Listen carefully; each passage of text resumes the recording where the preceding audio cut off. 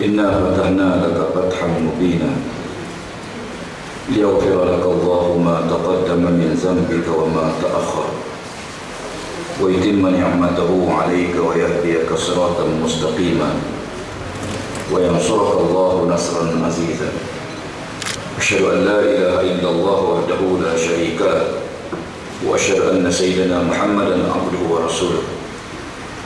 Yang dihormati Tuan Pengerusi Majlis, yang bahagia Timbalan Suruhjaya PAS Negeri Fadil Sama Isa, yang saya hormati ahli-ahli yang berhormat, Susah Badan Perhubungan Negeri Fadil Sama Sadap, Ketua Perangan PAS Negeri Fadil Sama Sanusi dan seluruh rekan kuasanya. Yang saya hormati Ustazah Siti Aisyah, Ketua Dewan Muslimat, dan seluruh rekan kuasa Dewan Muslimat PAS Negeri. Ada yang berhormat pimpinan-pimpinan di Ketua PAS Kawasan dan Seusaha PAS Kawasan, Thomas PAS Kawasan C yang menjadi tempat pertemuan kita pada pagi ini, serta Tarmizi selaku pengarah kepada himpunan Multaqa Da'i dan ITB Islam pada pagi yang mulia ini, dan terusnya kepada para peserta yang dirahmati Allah sekalian. Assalamualaikum warahmatullahi wabarakatuh. Alhamdulillah, pertama sekali saya ingin melahirkan rasa syukur pada Allah kerana pagi ini saya berada di hadapan mereka yang dipilih oleh Allah berada dalam saf depan dalam perjuangan Islam. Ya, kita ramai orang yang sokong PAS, tapi kita tidak ramai orang yang sanggup berkorban untuk memenangkan PAS. Kita ramai ahli kita yang sedia berkorban, tapi belum tentu mereka sanggup berhadapan dengan mehnah dan ujian. Dan berapa ramai yang tahan dalam mehnah dan ujian tersebut, dan keikhlasan ialah asas kepada ujian tersebut. Sayyidina Abu Bakar As-Siddiq radhiyallahu anhu setiap kali mengutus surat kepada tentera-tentera Islam, pada panglima-panglima perang, setiap kali beliau beri taklimat, Sayyidina Abu Bakar tidak akan tinggal 3 perkara. Yang pertama, aku berpesan pada kamu supaya ikhlas, kerana Allah melihat keikhlasan kita dalam perjuangan. Yang kedua, hendaklah kamu sabar sungguh-sungguh. Yang dalam perjuangan Islam ni dia panjang, dia jauh, mehnahnya banyak, tekanannya banyak. Hendaklah kamu sabar sungguh-sungguh dalam perjuangan ini. Yang ketiga, kamu kena dekat dengan Allah Ta'ala, baru Allah akan tolong kamu. Tuan-tuan sekalian, berada di hadapan tuan-tuan sebagai golongan yang dipilih oleh Allah Ta'ala untuk berada saf depan dalam perjuangan, ini nikmat yang besar. Ya. Bila kita baca doa, Allahumma khtim lana bi husnil khatimah, supaya Allah matikan kita dalam keadaan baik. Mati dalam keadaan baik bermakna mati dalam perjuangan Islam, bukan mati dalam sembahyang, bukan mati dalam ibadah saja, tapi mati dalam memperjuangkan Islam. Ya. Alhamdulillah, sama ada kita pegang jawatan parti atau tidak, tapi yang penting pada kita ialah kita kekal istiqamah dalam perjuangan, insya-Allah. Tuan-tuan sekalian, tajuk yang diminta untuk anak petang ialah satu tajuk yang penting: negara berkebajikan, pilihan raya dan mengarus perdanakan syariah. Tajuk ini sebenarnya sangat besar untuk kita kupas dalam masa yang terbatas ini. Saya nak sebut pada tuan-tuan sekalian, kita ada 2 dokumen tentang negara berkebajikan. Yang pertama yang dibentang oleh Presiden. Selain daripada ucapan dasar dalam muktamar, ada buku ni. Buku ni buku wajib dimiliki oleh seluruh pimpinan PAS. Konsep asas negara berkebajikan. Yang kedua, kita ada buku hijau ni, Negara Berkebajikan Tawaran PAS. Kedua buku ini mesti dibaca serentak supaya kita memahami apa maksud negara berkebajikan dan tawaran PAS. Ada beberapa isu yang kita kena selesai di peringkat awal. Yang pertama, komentar daripada beberapa pihak. Kenapa PAS keluarkan tawaran ataupun dokumen negara berkebajikan, sedangkan kita dah ada buku jingga dalam Pakatan Ayat? Saya nak tegaskan tuan-tuan sekalian, buku jingga ialah tawaran. 10 tawaran sekiranya kita menang dalam pilihan ke-13. Tetapi apa yang tidak ada di situ? Yang tak ada di situ benda besar, benda yang kita kena isi segera, iaitu dasar, bukan saja tawaran. Apa dasar yang kita nak jadikan asas kepada tawaran tersebut?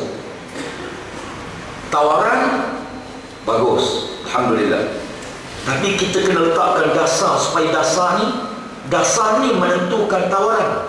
Hebat mana tawaran kalau dasar berjamaah dengan syarak, maka habis, hancur. Kita kemukakan dasar dalam konteks negara berkebajikan, walaupun gagasan negara berkebajikan ni sebenarnya bukan benda baru. Tahun 2008, sewaktu berhadapan dengan pilihan raya ke-12, PAS kita mengeluarkan manifesto kita pada waktu itu, menggunakan tema kerajaan beramanah, adil, bersih dan menuju negara berkebajikan. Baik, tahun 2008, ke-98 dalam kertas itu sampai 8 tahun 2008, bermaknanya gagasan negara berkebajikan bukan perkara baru dalam perjuangan PAS, tetapi masih ada di kalangan pimpinan yang terpengaruh, yang datang kepada kita, yang menganggap bahawa PAS telah lari daripada perjuangan asal untuk membentuk negara Islam. Tuan-tuan pun mungkin boleh tahu siapa makhluk tu. Kalau di kalangan ahli biasa mungkin kita tak kisah sangat, tapi kalau di peringkat pimpinan tertinggi parti masih lagi tak faham tentang gagasan negara berkebajikan yang kita bahas dalam muktamar, dikupas, diolah, diteliti, diterima secara umum, ada yang menganggap bahawa PAS telah lari daripada dasar perjuangan. Dulu sebut negara Islam, sekarang sebut negara berkebajikan. Ini benda yang kena selesai di peringkat pimpinan. Alhamdulillah dia dah minta maaf, tapi buat hal pula semalam. Saya hari ini rasa geram sikit tu sekalian. Saya ni jarang marah, tapi kalau dah marah Allah.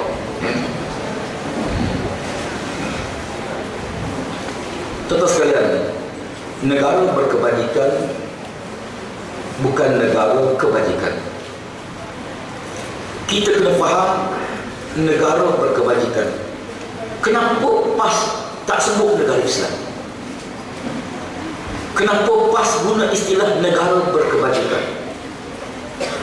Tuan-tuan sekalian, sebagaimana telah dikupas banyaklah oleh Presiden, oleh Mursyidul Am, oleh pimpinan kita, negara berkebajikan intipati bagi negara Islam. Negara berkebajikan intipati bagi sebuah negara Islam. Kalau saya sebut negara yang adil, apakah itu bukan negara Islam? Itu negara Islam. Negara adil juga negara Islam. Negara yang tak ada rasuah juga elemen negara Islam. Negara yang menjaga kebajikan juga elemen negara Islam. Gagasan negara Islam ialah satu gagasan besar yang di dalamnya merangkumi seluruh aspek. Kita menterjemahkan gagasan negara berkebajikan dalam pengolahan supaya suatu istilah yang nak menterjemahkan apa yang disebut oleh Allah Ta'ala dalam Quran. Wa ma arsalnaka illa rahmatan lil alamin. Bukan rahmatan lil muslimin, bukan rahmatan lil mu'minin, bukan rahmatan lil malayuwiyin, bukan rahmatan lil arabiyin, rahmatan lil alamin. Sayangnya istilah yang baik dirosakkan oleh UMNO selama 54 tahun.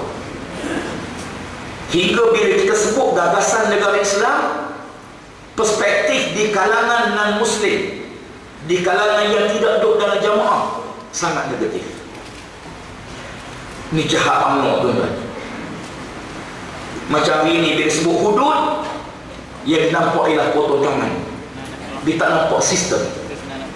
Hudud ni bukan hukum. Hudud ni sistem. Sistem perundangan Islam. Tapi bila sebut hudud, nampak potong. Sebut hudud ke atas ke bawah. Sebut hudud, nampak rejam. Sebut negara Islam, orang bukan Islam rasa ni negara yang pakai serban, negara yang mengajak manusia kepada ketuhanan, yang tinggal dunia, yang menindak golongan bukan Islam, yang tidak adil kepada pemimpin bukan Islam. Ini perspektif yang rosak. Sebab itu UMNO, bila kita sebut negara berkebajikan, dia menjadi satu isu yang menggemparkan mereka. Dalam perhimpunan UMNO dibahas tentang ini. Pemimpin UMNO bangun berucap, ya, membuat bahawa paslah tinggal dasar dan sebagainya. Kenapa? Jawapannya kerana istilah negara berkebajikan benar-benar satu istilah yang diterima umum oleh masyarakat. Siapa yang tak setuju? Saya seorang pemimpin DAP mari jumpa. Dia kata, Ustaz, boleh tak PAS gugurkan dasar Islam? Dia ni bagus tu dah. Dia tak setuju, dia mari jumpa, dia bincang.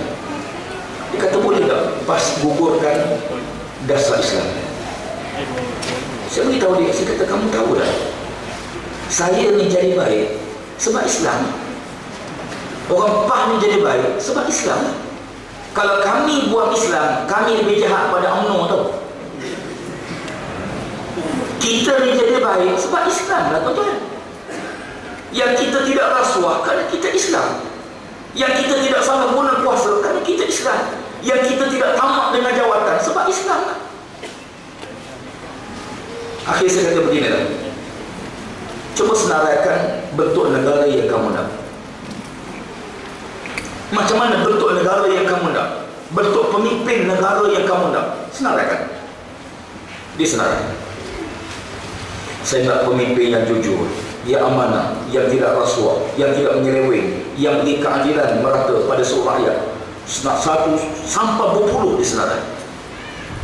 Saya kata kamu tahu, inilah negara Islam. Yang kamu senarai ni, inilah negara Islam.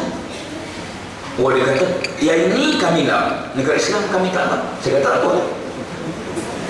Budak mari temuduga nak kahwin, pegawai temuduga suruh baca Fatihah. Sila baca Fatihah. Budak ni kata, saya Ustaz, saya Fatihah tak hafal. Fatihah saya tak hafal. Okey, tak apa, awak baca Alham. Alham saya hafal. Okay. Di mana kita ambil nas? Nasnya perjanjian Hudaybiyah. Dalam perjanjian Hudaybiyah, teks asal perjanjian. Perjanjian ini termaterai antara Nabi Muhammad Rasulullah sallallahu alaihi wasallam bersama pemimpin Quraisy sebulan. Asal teks. Wakil musyrikin bantah, ya Muhammad, kalau kami terima kamu sebagai Rasul, kami tak lawan kamu hari ini. Buang Rasulullah, buang, tukar Muhammad bin Abdullah. Nabi beritahu sahabat, okey, setuju? Buang Muhammad Rasulullah, ganti dengan Muhammad bin Abdullah. Sahabat tak puas hati. Ada sahabat yang tak puas hati, macam Nabi mengalah. Tapi dia tanya, Muhammad Rasulullah dengan Muhammad bin Abdullah tu orang lain ke orang yang sama? Orang sama. Kan dia orang sama, apa yang pening? Negara berkebajikan dengan negara Islam, apakah benda yang berbeza? Benda yang sama. Bukan negara kebajikan, negara berkebajikan. Yang asas negara berkebajikan dikupas panjang lebar oleh Presiden Parti dalam pembentangan ketan beliau. Ya. Di antara asas utama yang disebut ialah negara, ya, prinsip utama ialah adil dan ihsan sebagai teras terpenting dalam negara berkebajikan. Adil, pemimpin kena adil. Ya. Wala yajrimannakum syana'anu qaumin ala alla ta'dilu i'dilu wa aqrabu littaqwa. Jangan kerana kamu benci pada satu kaum, kamu tidak adil pada kaum tersebut. Sabatun yudhilluhumullah fi zillihi yawma la zilla illa zilluh. Imamun adilun. 7 golongan yang layak bertelur di bawah arsy Allah dari akhirat. Yang pertama, pemimpin yang adil. Negara mesti diasaskan kepada prinsip keadilan. Adil bukan sama rata. Adil bermakna meletakkan benda sesuai dengan tempatnya. Ya. Bila Nabi sebut al-a'immatu min Quraisy, pemimpin mesti dilantik daripada kaum Quraisy. Tuan-tuan nak lantik pemimpin, ketua, mesti daripada kaum Quraisy. Ulama membahas hal ini. Apa maksud sebenar Rasulullah? Maksudnya ialah kaum yang paling berpengaruh, yang paling otoriti, yang paling diterima dalam satu negara, mereka kena jadi pemimpin dalam negara tersebut. Al-a'immatu min Quraisy dalam konteks negara kita mesti orang Melayu yang Islam menjadi pemimpin. Ya. Boleh ke yang bukan Melayu tidak menepati hadis Nabi? Maka al-a'immatu min Quraisy, pemimpin adil. Adil tu ambil yang paling aula di kalangan rakyat. Di Mekah ada banyak kaum. Siapa yang paling pengaruh? Kaum Quraisy. Quraisy kena lantik sebagai pemimpin. Kemudian ihsan, nilai yang kedua yang mesti ada. Ihsan dalam konteks sebagai teras utama, ya, yang tuan-tuan, ya, digambarkan dalam hadis Nabi sallallahu alaihi wasallam. Al-ihsan an ta'budallaha ka'annaka tarahu fa in lam takun tarahu fa innahu yaraka. Di samping itu, yang kedua, memakmurkan muka bumi bagi pembinaan insan yang merdeka, bebas dan mendapat peluang yang saksama. Ciri yang kedua, iaitu muka bumi mesti dimakmurkan. Bagaimana? Untuk melahirkan insan yang bebas. Bukan bebas mutlak, bebas dalam konteks negara Islam, negara yang beramanah, bertanggungjawab. InsyaAllah tuan-tuan, saya ada pengalaman sikit lah. Ya. Bila kita sebut soal tanggungjawab pemimpin, sebab tu dalam Islam, jawatan bukan benda nak direbut. Ya. Jawatan ni bukan benda nak rebut. Sebab jawatan ni amanah. Kita kena jawab depan Allah di akhirat besok. Ya. Dalam usaha kita mencapai kemenangan, Kedah kita berjaya, alhamdulillah. Tapi Allah tarbiyah kita sedikit demi sedikit. Kemenangan Kedah tidak sama dengan kemenangan di Kelantan. Kemenangan Kedah juga tidak sama dengan kemenangan kita di Selangor. Di Kelantan kita menang secara mutlak, tidak bergantung pada parti-parti lain. Di Kedah kita menang, kita lead, kita mendahului, kita mengetui perubahan ini. Tapi kita masih lagi bergantung pada parti lain. Di Selangor kita juga menang, tapi kita minoriti. Ya. Tuan-tuan tengok, Allah tarbiyah kita tidak sama. Ya. Sewaktu kita menang di Kelantan, kalau tuan-tuan rasa berat, seluruh jentera UMNO tumpu serangan ke Kelantan pada waktu itu. Satu-satunya negeri yang kita kuasai. Kalau tuan-tuan rasa berat, bayangkan waktu itu bagaimana. Seluruh al-bala iza amma khafa, kata Rasulullah. Bala bencana bila dia merata, dia ringan. Bila diturun setempat, dia akan jadi berat. Ada di kalangan kita, di kalangan ahli kita di bawah, bahkan sebahagian di kalangan amilin pekerja parti kita, yang menganggap bila kita menang, kita boleh buat semua. Iza arada syai'an ayakul lahu kun fayakun. Jadi kun fayakun ni ada. Yang mari bertanya pimpinan, bila nak buat perubahan? Bila nak tukar? Bila nak buang tu? Bila nak pecat ni? Ketua kampung ni Samsing daripada zaman dulu lagi. Bila kita nak buang? Umpamanya di kalangan mereka sebahagiannya orang yang tidak biasa dalam pengurusan pentadbiran. Kita kena maafkan dia di atas kelemahan yang dia ada. Tidak semua arahan Nabi difahami. Sahabat tak faham kenapa Nabi tidak bagi harta rampasan perang kepada sahabat-sahabat Madinah dalam perang Hunain. Peperangan Hunain berlaku selepas Mekah jatuh ke tangan Islam. Harta rampasan perang bertimbun banyak.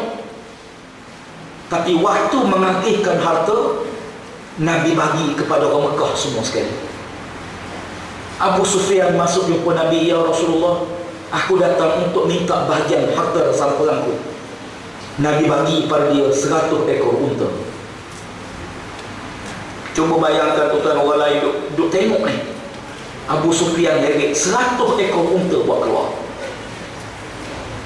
100 ekor unta, 100 kontainer dia seorang. 100 hektar balak tarik. Buat keluar 100 ekor unta, masuk semula. "Ya Rasulullah, saya minta bahagian saya, anak saya Muawiyah. Dia turut berperang, ya Rasulullah." Nabi bagi lagi 100 ekor unta.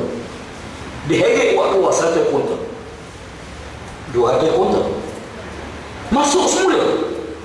"Ya Rasulullah, cucu saya Yazid, dia berperang sama, ya Rasulullah. Saya minta pula bahagian dia." Nabi bagi lagi ke dia 100 ekor unta. Dia saja dapat 300 ekor unta. Apa rasa orang lain? Akhirnya seorang demi seorang orang Mekah mari. Nabi bagi harta rampasan perang semua sekali. Hingga habis. Habis tak ada. Orang Madinah saka unta, tali unta pun tak dapat. Padahal lalu mereka berbunyi tak puas hati. Tak puas hati lah. Okay. Nabi panggil pemimpin sahabat-sahabat Ansar. Kata Rasulullah, "Aku dengar kamu semua tak puas hati. Aku bagi harta rampasan perang." Nabi adil ke tak adil? Kita akan kata Nabi adil. Nak kata Nabi tak adil, kena ngucap semula pula. Adil ke tak adil? Adil. Adil. Memang adil lah. Memang. Macam tanya isteri pertama, "Adil tak suami kamu?" "Adil lah, adil. Memang dia adil."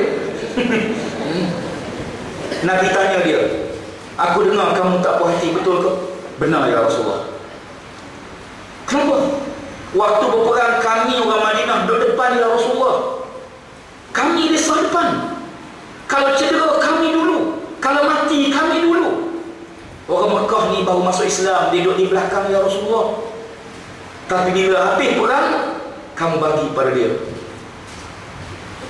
Memang mereka tak puas hati.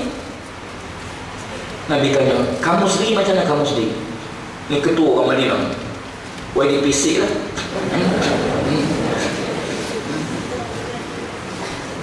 Pimpinan, "Kamu sendiri macam mana?" "Ya Rasulullah, anak buah saya tak puas hati, saya pun tak puas hati ya Rasulullah." Apa maknanya? Tindakan Nabi kadang-kadang tidak difahami oleh semua orang. Kita dalam hati begitu tuan-tuan. Ya, ada perkara yang kita boleh beritahu, ada perkara yang kita kena walak pada pimpinan. Ya, kita pimpinan kita, ya, kalau sekiranya berlaku sesuatu, Nabi sahabat tanya Nabi, "Ya Rasulullah, ayun nas asyaddu bala'an?" Qala al-anbiya fal amsal fal amsal. Siapa yang paling tu kena bala ya Rasulullah?